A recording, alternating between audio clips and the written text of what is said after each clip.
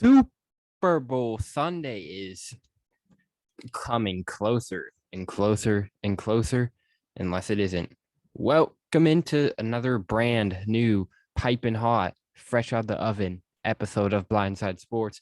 This is episode 29 of the program. Emmit Douglas with you, and man, do we have ourselves an episode.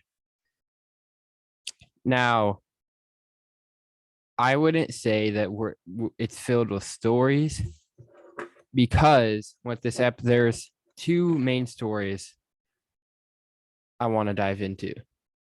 There are three, actually. And then the rest is going to be Super Bowl. And we have a bunch of prop bets to get into, right? I'm talking, we have a bunch, like some broadcast prop bets, obviously some game prop bets, some halftime show prop bets, some commercial prop bets. So like we have a lot to get to, plus the James Harden trade, which we're gonna lead with. We haven't led with NBA in a minute, but this is a big story. The LA Lakers kind of failing themselves. I thought I was a Lakers hater, but apparently not. And then Sean McVay stepping away, or Sean McVay's quotes, right? That's basically the way to put it. Hope you guys are having a good day as I'm recording this. Make sure you like the show, subscribe, share with your friends, turn on notifications, download, because you know why you want to share with your friends? Why you turn these notifications? Who wants to miss an episode of this show, right? Who wants to miss, if you're bored, after Rams Bengals, football season's gonna be over. Some of y'all aren't basketball fans, I'm sure. There's some of y'all are basketball fans, but still, your time's gonna open up a lot. So why not check out an episode or two of Blindside Sports? Why not go back and listen to old interviews? I don't know why I'm preaching this. I don't know. Anyways, let's get into the first sports story here. Now, James Harden has struck again, right? He got traded to the Philadelphia 76ers for Ben Simmons, Seth Curry, Andre Drummond, and a couple first-round picks. And also, I believe Paul Millsap is going over to the 76ers in that Harden deal as well. And my thoughts on this trade, if we're talking basketball-wise, I think there's a lot more character for both these members who are involved in this trade. But this is more basketball standpoint. First of all, this is actually a good trade for both teams. I personally think the Sixers won because, look, James Harden, that guy is millions times better than Joel Embiid, or than Ben Simmons to be Joel Embiid's sidekick, right? That guy, that's gonna be nasty. And the Nets, man, it's still a good fit for the Nets. I'm not saying it's a bad fit, because you have Kevin Durant and you have Kyrie Irving half of the time. Ben Simmons doesn't need to score. He even afford 13 points. As long as you get like 8 or 9 dimes, a couple rebounds, and play some good defense, then look, man, it's not that serious for you. It's not, right? You just don't have to do much. And that's the role that Ben Simmons needed, right? That's the role I think he needs. He chokes under pressure, and going to Brooklyn is honestly what's best for him. I said Ben Simmons can be a good player going to the Nets, or going to a system that would, obviously benefit him. Is he a little overpaid? Okay, yeah, I'll admit that. But hold on. But, hey, this is a good role for him. He doesn't have to score. I mean, the Nets have weapons. And you get Andre Drummond, who can get you guys big body minutes too for the Nets. The Sixers, obviously, you guys are going for a run. You guys, Ben Simmons isn't even playing for you guys. And you get James Harden, right? Now, the real question of this trade that I want to get into is the character of James Harden, the character of Ben Simmons. Ben Simmons, he was just fed up with Philly. I think that's the main point of all of this. He was just like, I've had enough. And he just he didn't, you know, Benson just had enough of Philly after his crappy playoff run, even though, and then he kind of said he was injured, then doctors cleared him, blamed on mental health. It was a weird situation. But James Harden, this is a guy that a lot of people say it's more Ben Simmons. They're both sketchy, but what James Harden did, I think is even worse, man. Not even worse, but I think it's pretty bad because James Harden, this is a guy who's only played a year with the Nets. They're 13-3 when all three of these guys played. They've only played 16 games together. And he goes out and then he's like, I want to trade, or the rumors start to swirl. He never openly admits he wants to trade. And then, he starts to, just play crap, starts apparently being injured, all this stuff. And then on Sunday, Steve Nash was like, we're not trading him, right? And then Shams Charania dropped a report a couple days later saying that James Harden is scared of the backlash. Stop it. All right. I get it. I'd have no issue if you were to go out and be like, look, this isn't working. And the reason why is this, right? It could be Kyrie Irving. I get that. When you have a guy who's playing 50% of the time and it's bad, I understand that. But you just acting like you're scared of the backlash, that still, it just makes you look bad. And still, this does show some character issues for me, for James Harden. Quit on 2 teams in a year. He's barely gave it a chance, right? You guys were screwed in injuries last year. And, you barely, the super teams played 16 games together. Got to give it a chance. Stop whining. The way you quit on just 2 teams like that in a year, he started to quit on Houston in December of 2020, got traded in January, got traded here to Philly in February.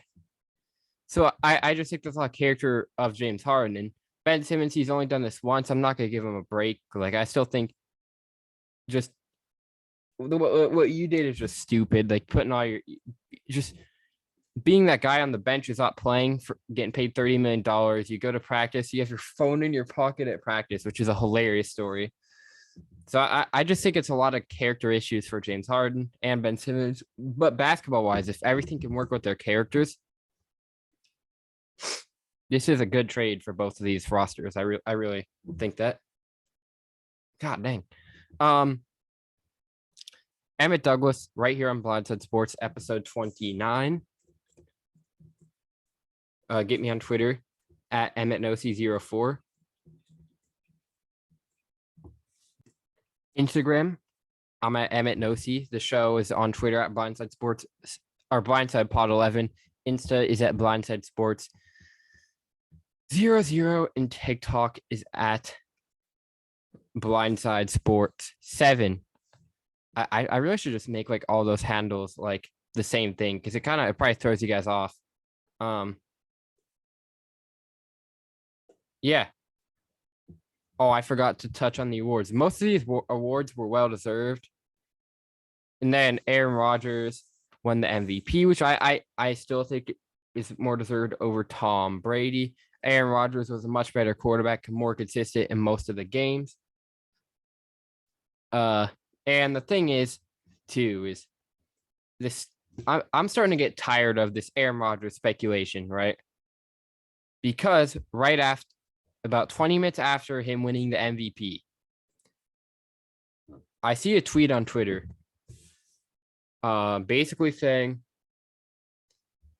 after he does his whole MVP speech, like shouting out the guys in the front office, he's basically saying that I'm done, or he's not done. He's basically saying, basically, shout out to all the guys in the front office, shouts out to everyone, my coaches, my team, generic MVP stuff. And then someone just spins it to be like, this sounds like a guy staying in Green Bay. And look, I think he should, but it's just like, come on. Why is this I'm just starting to get sick and tired of it, man. I'm starting to get the Aaron Rodgers flu. But I just don't get like how everything just has to be like spun. I really do. Jamar Chase winning rookie of the year. Thank God. Hashtag who day. Joe Burrow comeback player of the year. Way deserved over Dak Prescott. Guy doesn't deserve it at all. Joe Burrow taking the Bengals to the Super Bowl. I don't think I'm a Bengals homer, but you guys will see in my picks, right? TJ Watt winning defensive player of the year. Like, that's valid. Like, the guy broke Michael Strahan's record, and I think he even played like a game less. He missed a couple games this year due to injury. So, like, I think that's valid. Cooper Kupp winning offensive player of the year. That's another valid thing. Like, there's no awards that I can disagree with this year. And all these awards are good. I think they're well deserved. Yeah, well deserved awards for everybody. Now, another NBA story here that I don't understand. If I'm this team, I don't understand it. You're the Los Angeles Lakers. Let me look up their record. What's the Los Angeles Lakers record? The Lakers are 26-31 right now.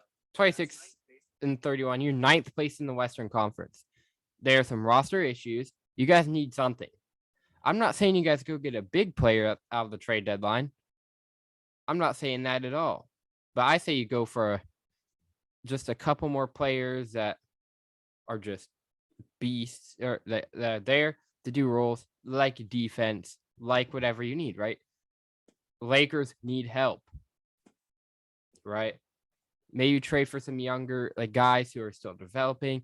Maybe you trade for like a Sabonis or just I don't know.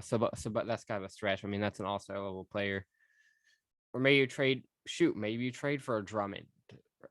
So we saw how that worked. Maybe you trade for like a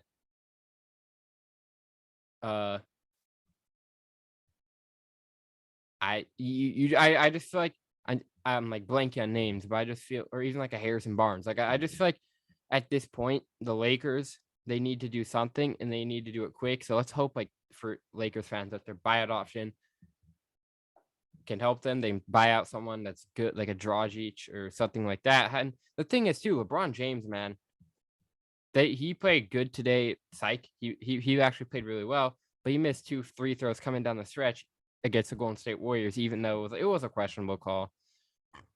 Should have been a foul. I'm not sure. For real. I you know, a little sussy sus, not gonna lie. But you know, that's just it, right?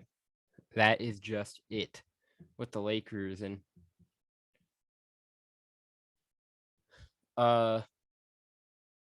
now let's dive right on into this other story before I want to hop into Super Bowl stuff. This kind of relates to the Super Bowl, but our guy Sean McVay, Rams head coach, one of probably the better head coaches in the league, goes on basically saying that in the bigger picture, football isn't his thing.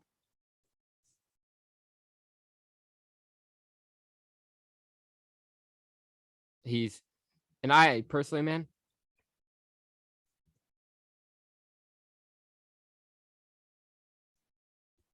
I don't get why it's a story. Like, no, I'm playing, but I just feel like he's bringing this up because, hey, man, it's a possibility in life.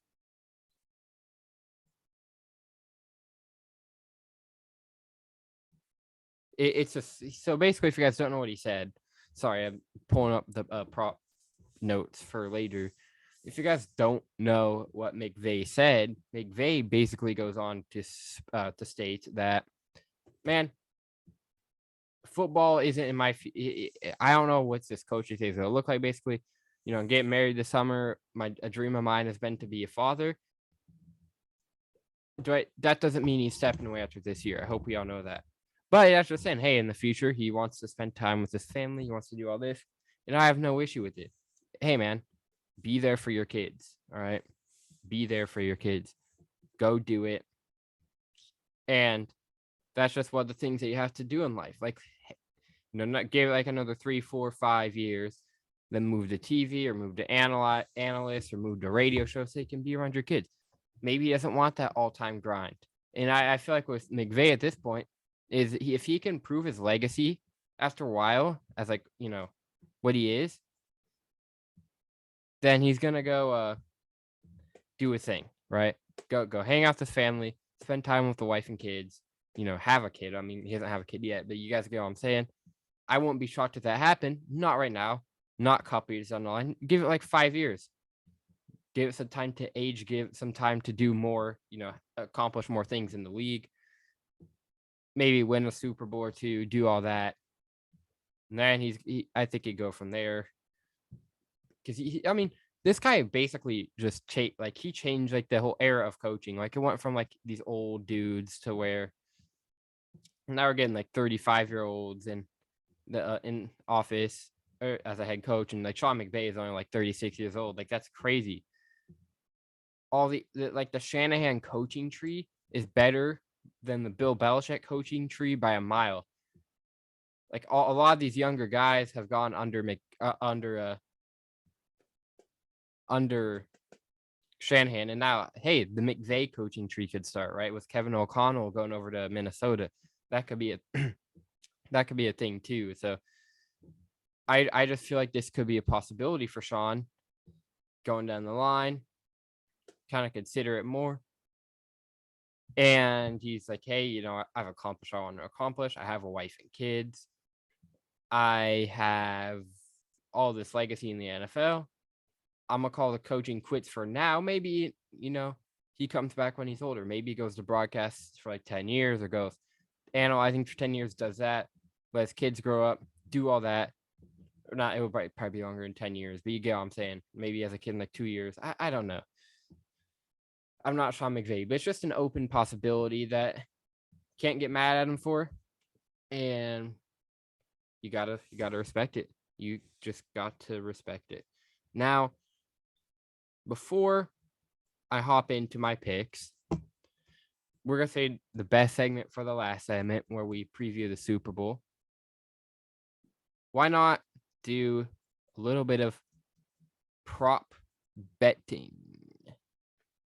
So, the first one is Cooper Kupp over or under 8.5 receptions. Now, in the Super Bowl, obviously Cooper Kupp is going to be that main guy. And look, I know he's been beasting all year and he's kind of been going over this number, but this is a Super Bowl. Different things are going to happen and you have to feel comfortable betting on these different things. And I was kind of thinking about this over, since I got together these prop bets, and it's just like, do I trust it? I do you have Odell Beckham, you have Van Jefferson, Tyler Higbee's out, so that could open up more plays for Cooper Kupp. But then again, Odell Beckham found himself. Not as good as Cooper Kupp. I think the yards are going to be there for Cooper Kupp, but I'm going to take the over or the under. My bad. Barely. Like, I wouldn't be surprised if it was it was a very close situation, like a 7 or 8 catch game for Cooper Kupp. So that means obviously the under is 8 catches, and I'll take something like that.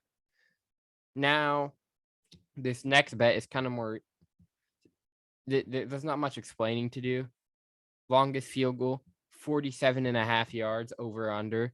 I'm nailing the over. Both these kickers are baller. There's no weather factor. LA, this is one of the hottest Super Bowls y'all are gonna see. Like, it is gonna be hot in there. That was really cringy. I am so sorry. Oh, that was just bad. So that, yeah, I'm nailing the over on that one. That, like the Cooper Cup situation, I was kind of like whatever. Like I was hesitant on taking the over, or taking the under. But this one, I can confidently take the over.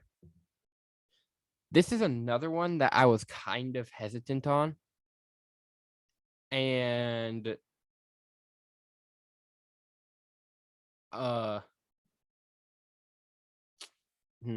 where do I go? Joe Burrow over under 1.5 passing touchdowns. I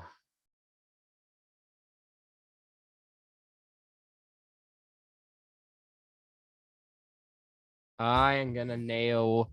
Okay, I think it's gonna be a kind of interesting game because there's gonna be a lot of time where Joe Burrow is under pressure. But when Joe Burrow is not under pressure, he can make the play. But also, you have to worry about Joe Mixon. He's a beast. I saw that in the Titans game. You know, Joe Mixon's a god. The over under here is 1.5. And I don't know why. I'm kind of not feeling confident on this one. But I am going to bet. I'm going to bet the over. I think Joe Mixon, I feel like the yardage is going to be there. I just don't really see him scoring that much. So I think Joe Burrow is going to have the touchdown passes to show for it. So this is one where I had to laugh. Guy named Vaughn records a sack, and it's minus 160 for yes, because obviously Von Bell over on the Bengals and Von Miller over on the Rams. I almost said the Broncos, man. That would have been a trip. But it's not looking like Von Bell's gonna go, and it's definitely gonna be Von Miller. And I'll say that'll happen. I'll say Von Miller gets a sack on Joe Burrow. Easy. Joe Burrow over under 12.5 rushing yards. Over. Easy. No way. I just like Super Bowl. Different things are going to happen. Joe Shiesty is going to have a crazy game. Cooper Cup over under 100 or 107.5 yards. Now, this is another interesting one because I haven't getting 7 catches, but I feel like they're going to be long plays. I feel like he could break a couple, right? For like a 50-yarder. I'm nailing the over on this one because that Bengals defense is all right. They have to stop that Rams offense. That's a key. Bengals 1.5 field goals. I'm gonna take the over. Evan McPherson, guy is loved throughout the program. The guy is loved throughout the program. What can I say? Man, everyone loves Evan McPherson. Walk-off field goal. I'm not going that far. I don't think it's gonna be a walk-off field goal. I really don't. T. Higgins over under 5.5 receptions in this one. Ooh. You know, they're gonna focus on Jamar Chase because it's a Super Bowl. I'm gonna take the over. T. Higgins is a dark horse for them to have. You know, CJ Uzomah, he's kind of battling an injury. He's gonna be playing, but who knows how healthy he's gonna be. T. Higgins could be a big factor in this game.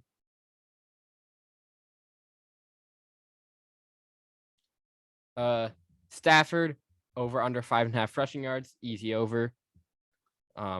He's doing it. Shortest touchdown over under 1.5 yards. I'm gonna take the under. I wouldn't be shocked, team drives it down, or like Joe Burrow has like a QB sneak situation, or hands it off to somebody, or Matt Stafford hands off to Cam Akers and does that. Total punts over under a 6.5.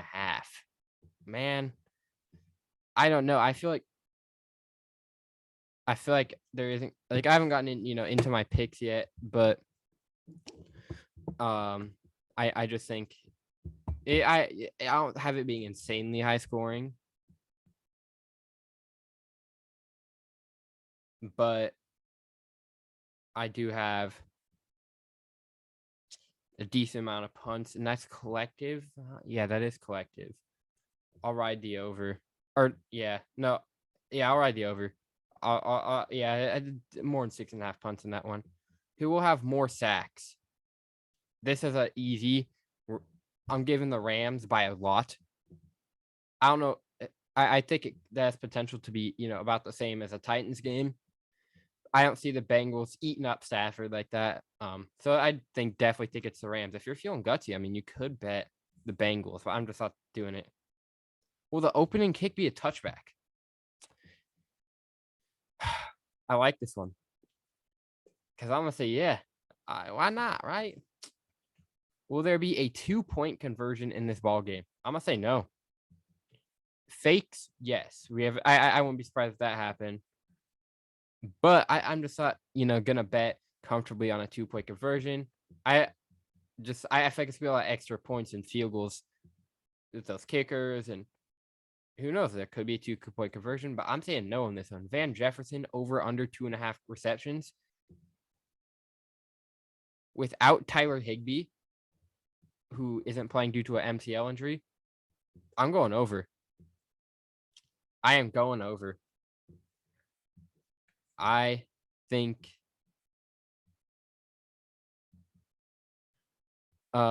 he's gonna have a crazy, I'm not crazy, but I wouldn't be surprised if he threw, contributed 5 catches, like 55 yards or something like that. Maybe catches a touchdown here or there, something like that. All right. First, now we're gonna get into the degenerate stuff, the stuff that we're all here for. First Anheuser commercial to be played. I'm gonna say Bud Light Seltzer. I feel like, man, I don't know. I just have a feeling that like all these seltzer ads are just all over the place. Like seltzer is like the new hot thing. I'm gonna take the Bud Light seltzer in this one, man. Hey, I'm underage. I don't advocate drinking, but that's what I'm taking because that's all you see on TV. Why is there so many seltzer brands? How's that work? If someone is experienced on this, you can count these brands and tweet me at Emmit No C04 or at Blindside Pod 11 with how many official hard seltzer brands there are, because there's a lot, and I just don't get it, man.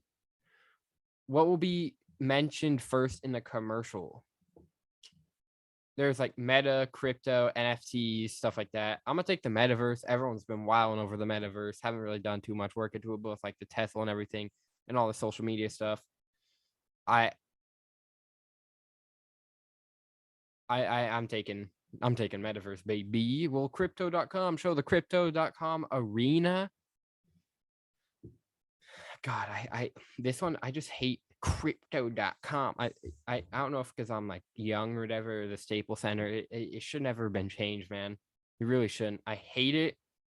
But being that the Super Bowl is in LA this year, being that crypto.com arena is in fact a new arena, I'd bet, yeah, they're showing crypto.com arena. Why wouldn't you? When that Super Bowl, especially when it's playing LA,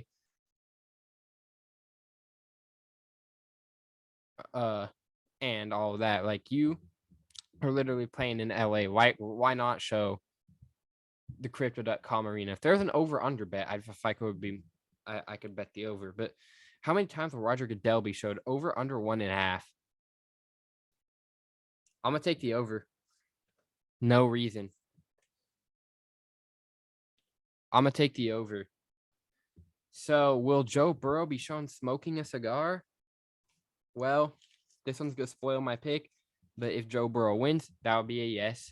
But because of my pick, he will not be shown smoking a cigar. First celebrity shown, DiCaprio. I went with the odds in this one as he was shown first in the NFC Championship. So I just decided, hey, dude, why don't we go with DiCaprio? Do it for fun. Do it for all this, man. And I want to get into this, right? The last couple of years, I haven't been a fan of the Super Bowl halftime show. We're going to get to this in a minute, but God, am I so hyped. Dr. Dre, Snoop Dogg, Kendrick, Mary J. Blige. Am I forgetting someone? Like, that's going to be bussin', dude. That halftime show is going to be lit. Athlete to be shown first. I'm going to say Clayton Kershaw because he's a Dodger. The Dodgers are, super big baseball team out in LA. Super Bowl's playing in LA. Plus, Matt Stafford and Clayton Kershaw were homies. They were the guys back in high school. I believe they played together, and I believe baseball or football, but they are tight. Kershaw says he's going to try and make a guest appearance at the game. So I definitely am going with Clayton Kershaw. I just feel like, how could you not? I mean, like I said, this just goes to the point of being hosted in LA, and it doesn't, if you don't like Kershaw, it doesn't help that Matthew Stafford is really tight with Clayton. So like you just kind of have to be like, oh well, I guess we're, I just like, why aren't you going to show that? First QB to be said. There was like Tom Brady, Aaron Rodgers, a couple other people. I think this is Brady, and it's pretty obvious because Tom Brady is retired recently. He's not playing in the NFL anymore, and it's just fresh. And the legacy of Tom Brady's career was just absolutely crazy. Like Tom Brady, definitely the GOAT, accomplished a lot. And yeah, even though Aaron Rodgers did win the MVP, I'm not gonna side with Tom that he's gonna be first shown. I just you really, man, really, you better show Tom freaking Brady first. That would kind of be insulting. Like Tom Brady did that guy's accolades. For me as a younger dude, Super Bowl Sunday, when I hear Super Bowl Sunday, when I think of Super Bowl Sunday, the first guy I think of is Tom Brady. So I just like Tom Brady should just be mentioned. Do us all a solid, right? Like do it for the boys, right? First college to be mentioned. Now, I definitely think this is LSU, and here's why. First of all, Joe Burrow, Jamar Chase, LSU duo, baby. They were teammates. Also, Odell Beckham went to LSU. I do think it is going to be played, though, because, I was looking at the prop. I do think it's going to be mentioned LSU first because that storyline of Joe Burrow and Jamar Chase, teammates in college coming back, redemption tour, now they're in the Super Bowl after Joe Burrow got back from injury and after Jamar Chase was drafted this year. I just like that's an easy bet. Now we're going to move on to some halftime stuff here. And like I said, I'm very excited for this halftime show, man. I'm ready to rumble, dude. Mary J. Blige. I don't really mess with music because I don't really know it too well, but everyone else, dude, I bump their music. And this first one is over or under a songs to be played. Now, this line is at 9.5. And look, a lot of these guys feature together, like Dre and Snoop have made a lot of songs together. Eminem, Snoop, Eminem, Dre, Kendrick, I believe hopped in.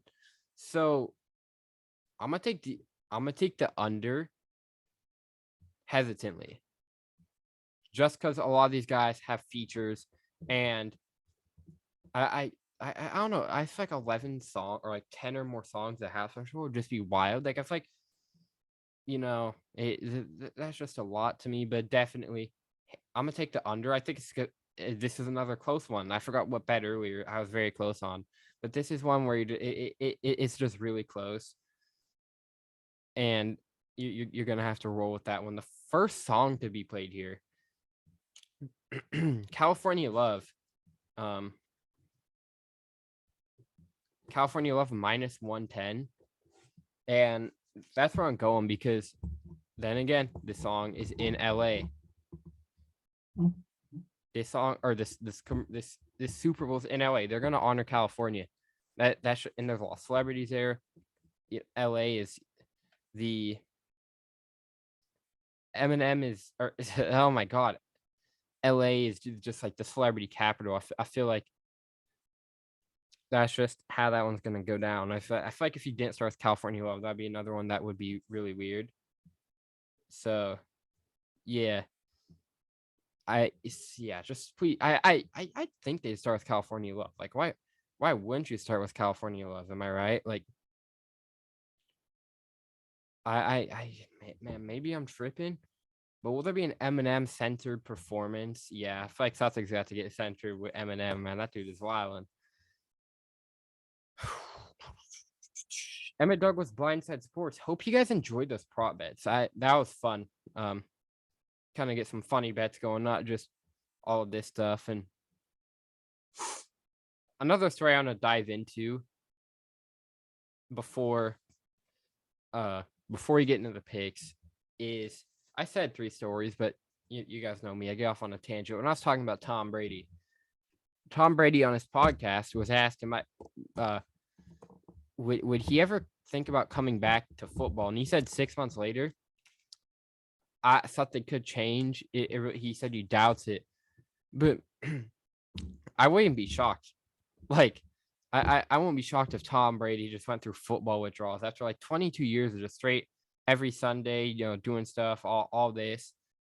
And him not missing football, like that's another thing too. It's just like, is Tom Brady, like, where would he go like after his career? Would he go to the coaching? What would he do? And I don't know.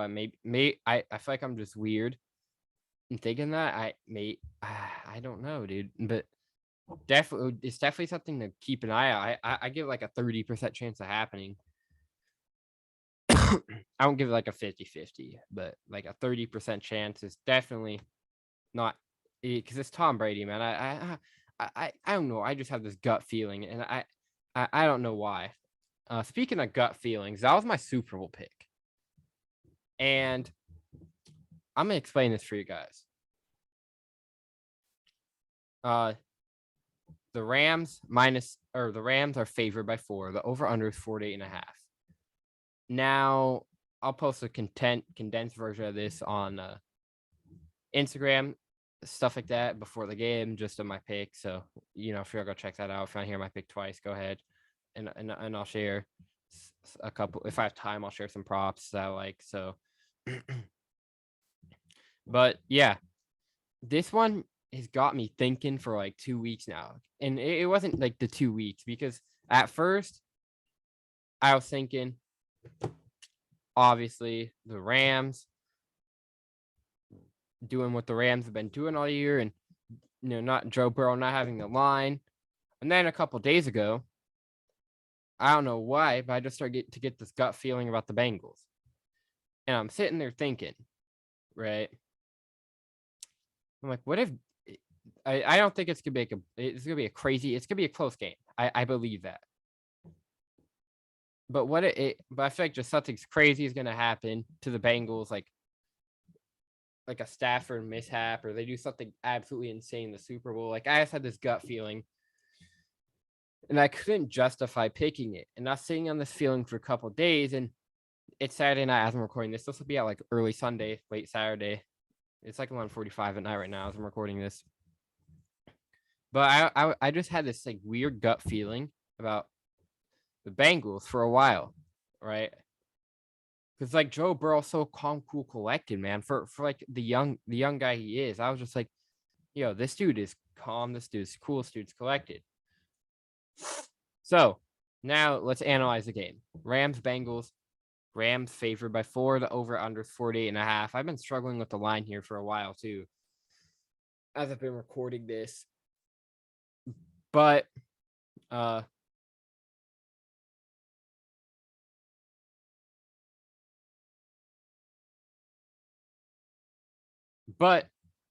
just lagged. My thoughts is this is gonna be a very close Super Bowl. The Rams I feel like they're gonna Joe Burrow's gonna have to do something. He's gonna have to figure something out to get the ball out. You can't have Aaron Donald and Von Miller on you with that offensive line. I think that's a horrible disadvantage for the Bengals. So what the point is when there isn't too much pressure, Joe Burrow is gonna have to convert on big plays. That's gonna be their chance of keeping it in. Joe Mixon's gonna have to have a pretty balling game to keep it in. And I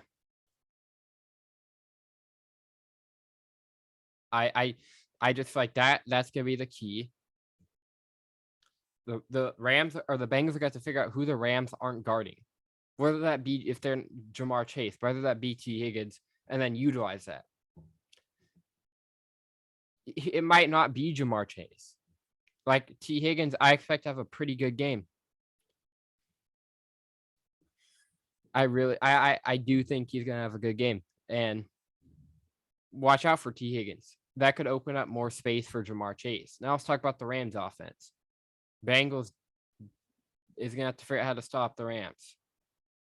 That's gonna be hard. Matt Stafford, Cooper Kupp, Odell Beckham, Van Jefferson, Cam Akers at shop. Matt Stafford's looked like a different player throughout these playoffs. The Matt Stafford of the regular season just wasn't. The last like couple weeks of Matt Stafford in the regular season was just he wasn't himself. He wasn't very good. And for the Bengals here is I wouldn't be shocked if they drive and they just don't complete them and it's field goals, right? Like I think this is gonna be a close game. And Matt Stafford's gonna have a good game. Wouldn't be shocked if both these guys threw a pick. This is Joe Burrow's first Super Bowl, and this is Matt Stafford's first Super Bowl. Wouldn't be surprised if there's a couple. It was a turnover battle. Wouldn't be shocked if that happened.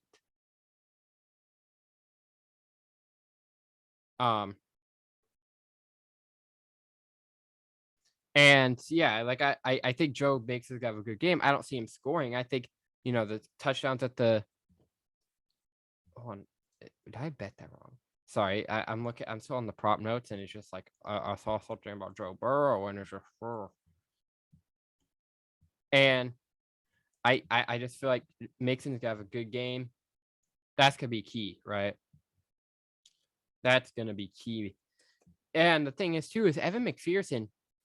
The Bengals can kind of afford to get through to kind of not because like, okay, yeah, the Bengals can afford to have Evan McPherson kick like a 50-yard field goal because they'll probably make it. Money McPherson, that's what we call him. And I do think for the Rams too is that passing is gonna be crazy. Like there's like a Larry Ogunjobi is injured. The Bengals' best pass rusher.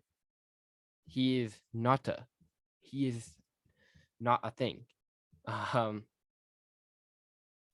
So that's where I think that it could be a field day for Matthew Stafford. And I feel like the Bengals got to find new ways to do it. I've seen some stuff that, Joe Burrow struggles against stuff that Matthew Stafford against systems that the Rams are used or that the Rams are like similar systems to the Rams.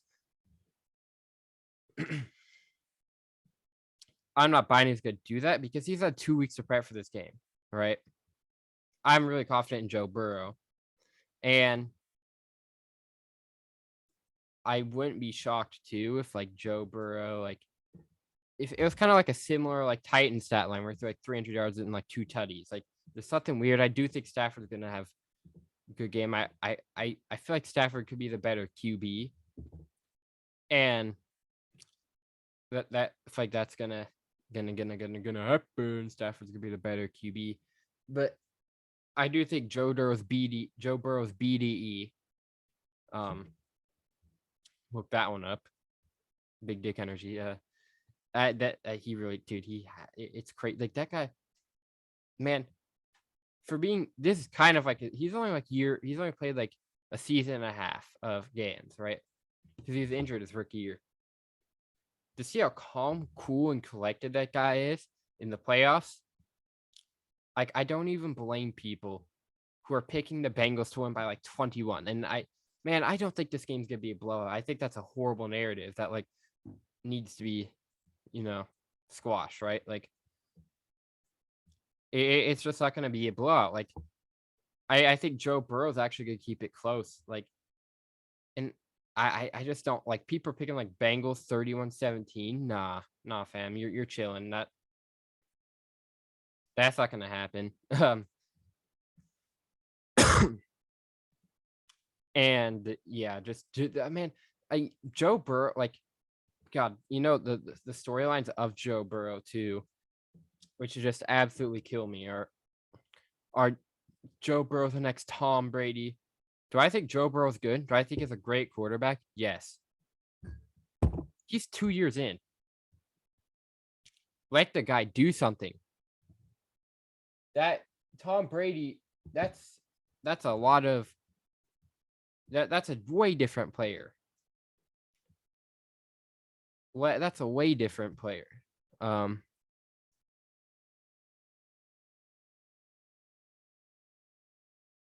And man,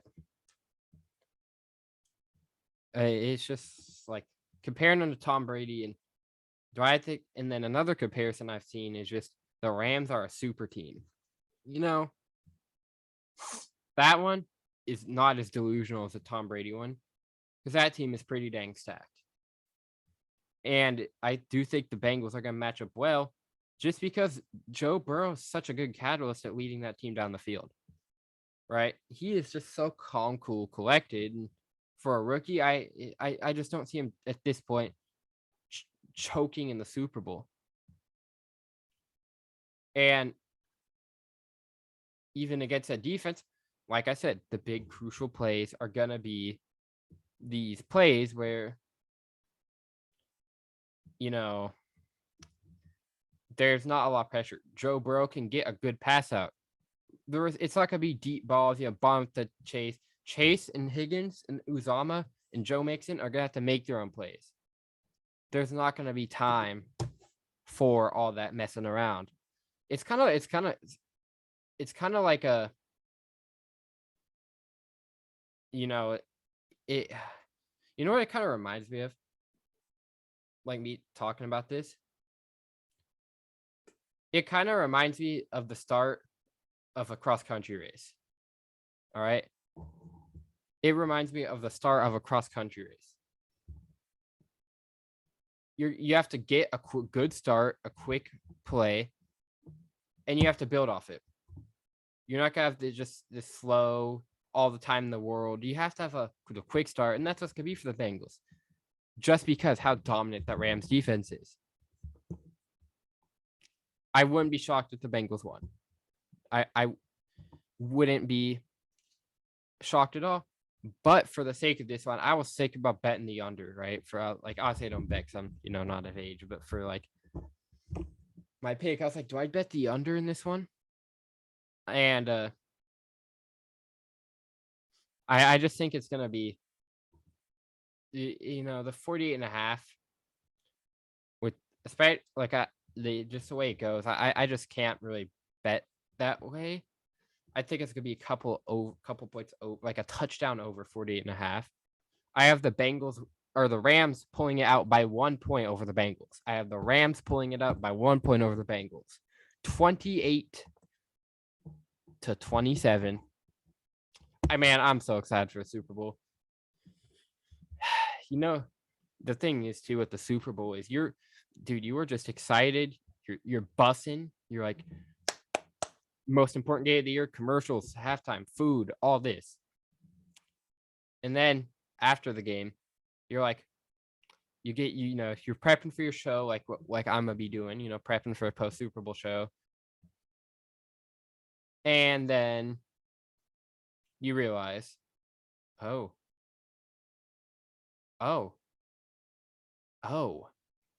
crap. And then you kind of get that depressed feeling. Oh man, bro, no, we don't have football until like August.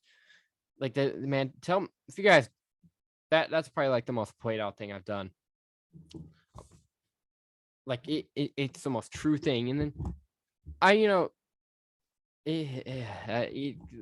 will say though, it is going to be nice. Like there's a lot of pros of football, but like the one con is my Sundays just go through the roof. It is going to be nice to have like the weekends. But then again, I'll be sucked up by NBA and March Madness. Like but just you kind of have that feeling for like a day, right? And then like that first Sunday too, where you're like, oh, no football. This is kind of depressing. Where like we don't have much football to get into, but football, man. Just it's that Super Bowl feeling. Literally, you're hyped during the whole game. And then after the game, a couple hours later, you're like, oh, crap, we're going to have no football. And then you forget about it. And then next weekend, you're thinking, oh, we have football. And then you're like, oh, never mind, we don't. And you're kind of back to that square one again. And yeah, where there's, you kind of just like, no football. But yeah, those are my thoughts on the Super Bowl. Who do I think won the Super Bowl MVP? I think it's between a couple dudes. I think it's going to be between Matt Stafford and Aaron Donald. Usually quarterbacks win, but I'm going to take advantage of that bad offensive lineup for the Bengals. Wouldn't be shocked if Aaron Donald won. Wouldn't be shocked. I'm gonna go with it. Because Aaron Donald have even a couple tackles for loss, a couple sacks, maybe even a fourth fumble, and he could win it. Like this game's gonna be turnover after turn. Like it's gonna be. Wouldn't be shocked there's a couple turnovers by both quarterbacks. I wouldn't be shocked if that's a possibility. Thank you for watching Blindside Sports. Before I let you guys leave, hope you guys enjoyed the episode. Make sure to leave a like. Make sure to comment, share it with your friends, because you want to know why I'll share it with your friends. Want to know what the best advertising is? That would be word of mouth advertising, my boys. Gamers, word of mouth advertising is where it's at. Download the podcast if you're on Spotify, Anchor, Google Podcasts, Breaker, Radio Public, Stitcher, wherever you get your podcast from. Download it because, hey man, you're never gonna know when you're gonna be offline. You never know when you hear my annoying, you know what. Follow the socials. Twitter at EmmitNoC04, at BlindsidePod11, Insta at BlindsideSports00, TikTok at BlindsideSports7. Subscribe to YouTube Blindside Sports. Search Blindside Sports wherever you get your podcast from to see other episodes. I hope you guys enjoyed this episode. I love these. I love this episode. Like this, it just, it's so nice, man. Hope you guys enjoyed. Thank you for watching. This has been episode 29. Thanks to all my listeners. Peace.